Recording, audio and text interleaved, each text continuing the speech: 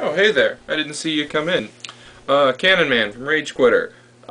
Decided to do another one of these little video blurb things because I guess that's what I'm going to do when I play something and then I go play the game that came before it afterwards.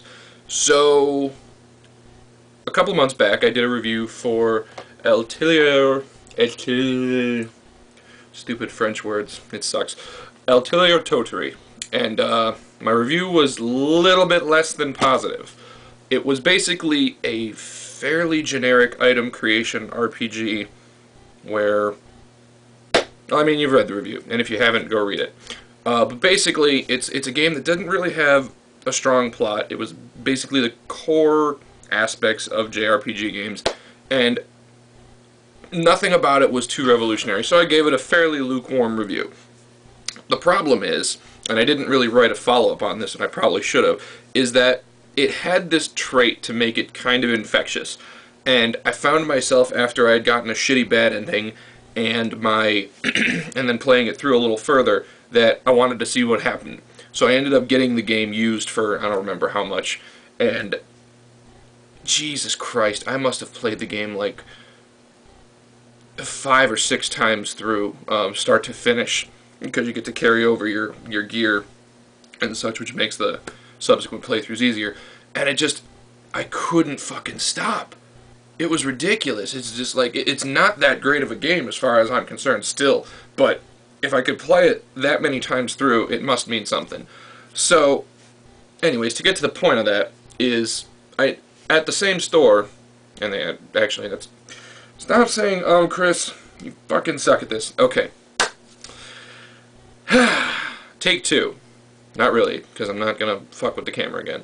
So, the original to this, and not the prequel to this game, which came out first, is one called Atelier Rorona, which came with this ridiculously large box set, and it was still kind of expensive in price, so I wasn't going to buy it, but it did eventually drop to $20, and after my store sent it out and I had to drive to another location to find it, I ended up getting it, and, wow, it really was. I mean, like, I don't want to say it's a copy-paste job, because the graphics in Rorona, they hadn't hit their stride. They're not really as polished. All the still frame animation, which, you know, it was indicative of the last game, and in most Nippon Ichi America games in general, I mean, those all still look okay. I suppose it's functional, but it's not interesting to watch. Like, a prime example of this would be, like, Cross Edge. That horrible mashup they tried to do, where it was just fucking pages and pages of useless dialogue that's just not fun to read. In the regards of this, it's a little more succinct and punchy, but the general gist of the story is pretty much the same.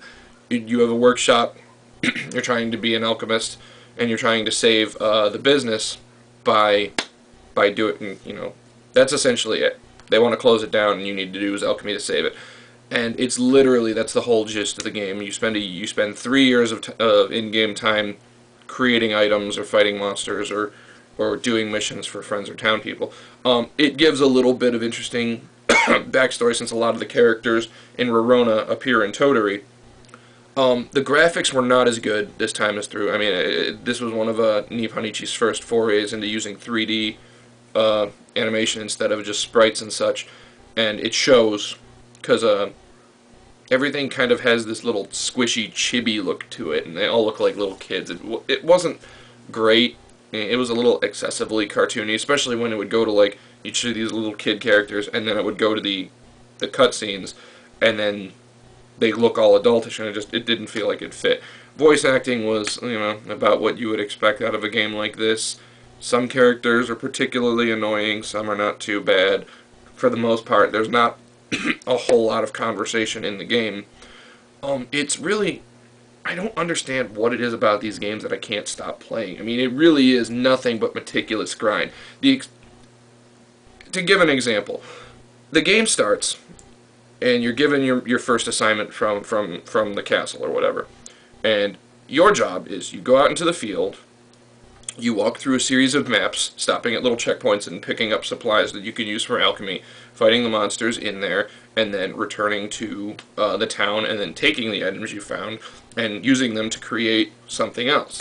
And you use those to you know, there's different mission requirements. Some of them they want you to make weapons, some you just need to make sundries or whatever the fuck that is. I don't even know what that term means.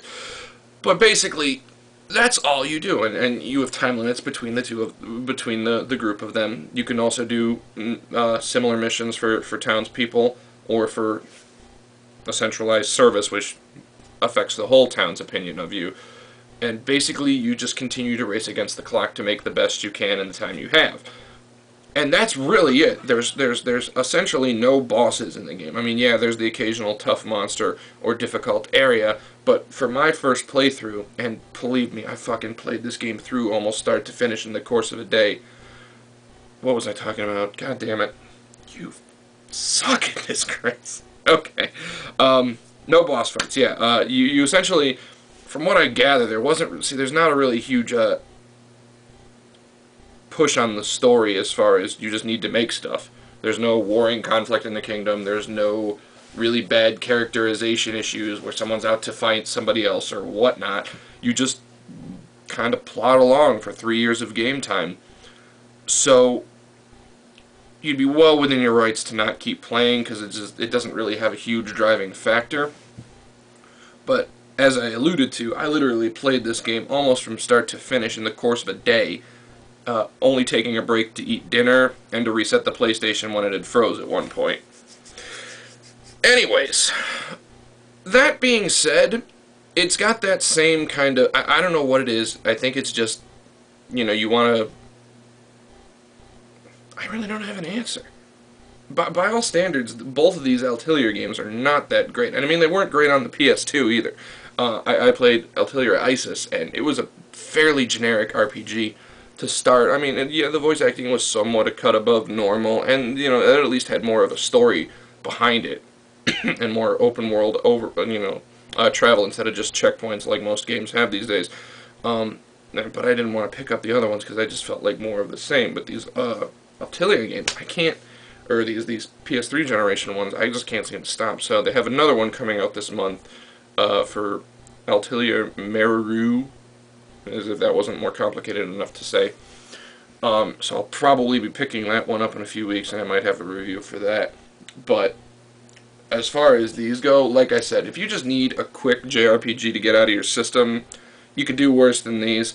It's not going to do anything to rock your world. It's not going to shatter any barriers or show you anything new. It's fairly cut and dry about it. I mean, I'm glad I paid $20 for it instead of whatever. I mean, they don't come out new at $60.